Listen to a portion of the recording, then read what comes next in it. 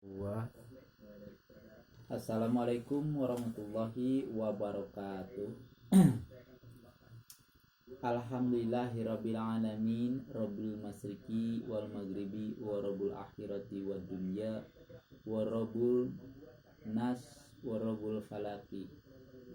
Ya kana budu ya kana stain amma ba'du.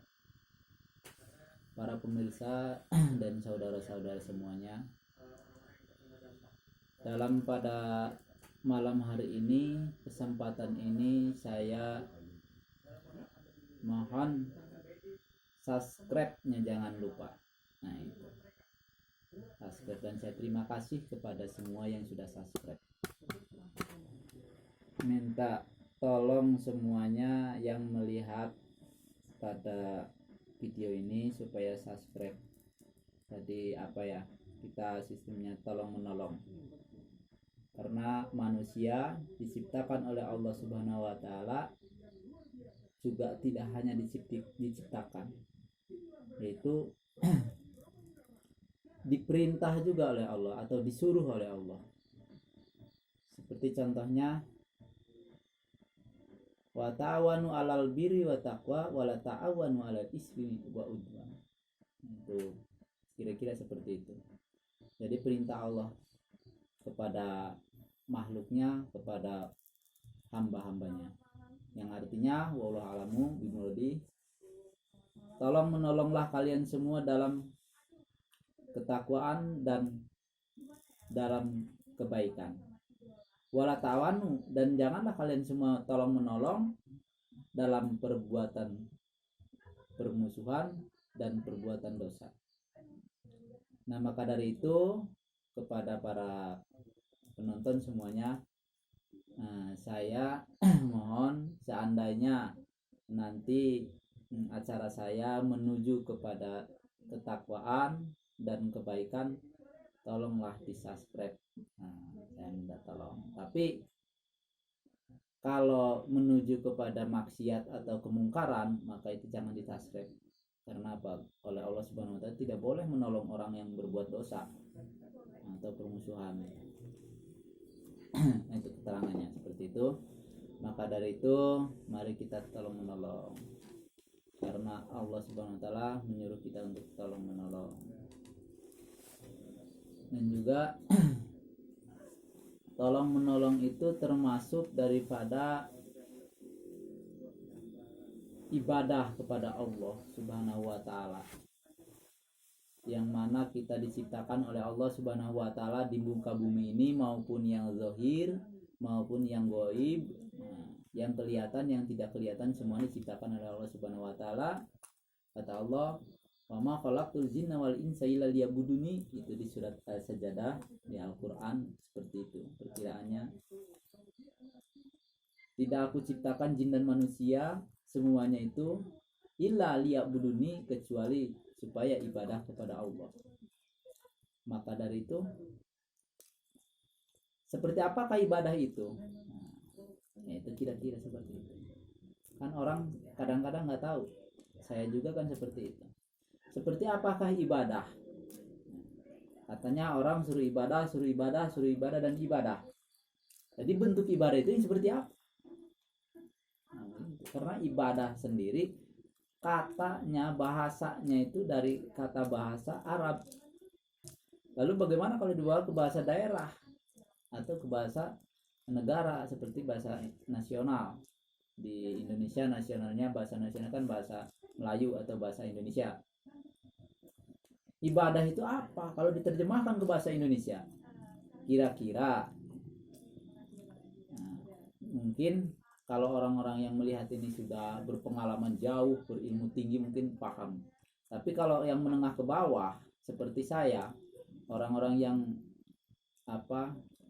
bodoh, yang tidak tahu apa-apa, itu perlu nanya atau perlu dijawab, perlu pertanyaan. Nah, dengan kemungkinan seperti ini, ibadah itu bahasa Arab, kalau diterjemahkan ke bahasa Indonesianya itu membakti atau berbakti. Membakti kepada Allah, kalau kita ibadah kepada Allah berarti membakti kepada Allah atau berbakti kepada Allah. Jadi kalau orang yang membakti kepada Allah itu orang yang berbakti. Lalu seperti apa berbakti kepada Allah?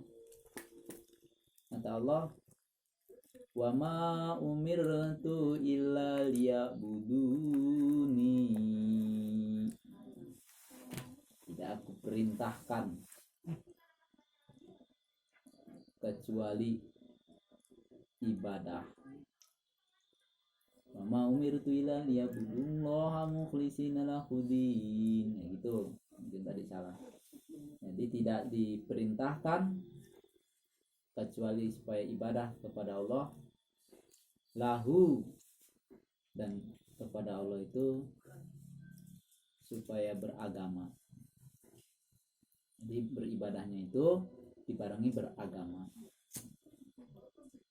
Jadi kalau beribadah tidak ada agamanya, ya bagaimana kita mau ibadahnya?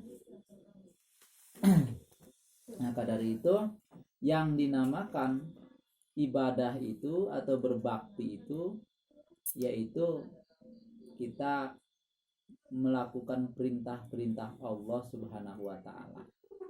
Karena tadi jadi Allah itu tidak memerintahkan kecuali ibadah. Jadi perintah-perintah Allah Subhanahu wa taala itu kalau kita lakukan itu kita namanya ibadah kepada Allah atau berbakti kepada Allah. Jadi lawan katanya ibadah berarti kan maksiat. Jadi kalau orang yang tidak membakti kepada Allah itu maksiat. Apa maksiat? Maksiat kalau diterjemahkan ke bahasa Indonesianya perkiraan begini. Maksiat itu bahasa Arab. Kalau bahasa Indonesianya durhaka. Nah itu seperti itu. Jadi kalau orang yang nggak membakti kepada Allah yaitu durhaka, orang durhaka. Tapi kalau orang yang membakti kepada Allah namanya orang berbakti. Bahasa Arabnya orang beribadah berarti. Nah seperti itu. Maka dari itu mana salah satunya perintah dari Allah yaitu tadi wa ta'awanu 'alal birri wa taqwa wa la ta'awanu 'alal ismi wa udwan.